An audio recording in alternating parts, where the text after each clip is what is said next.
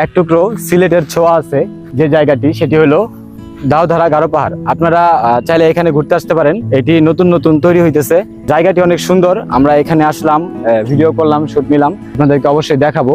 তার আগে বলতে চাই, আপনাদের সাহায্য সহযোগিতা সর্বোচ্চ সাপোর্ট থাকলে এই জায়গাটি কিন্তু আরো অনেক সুন্দর হতে পারে। তো আমাদের এলাকা উন্নত করার জন্য সবাই এখানে ঘুরতে আসেন এবং এটার প্রমোট করেন। ধন্যবাদ।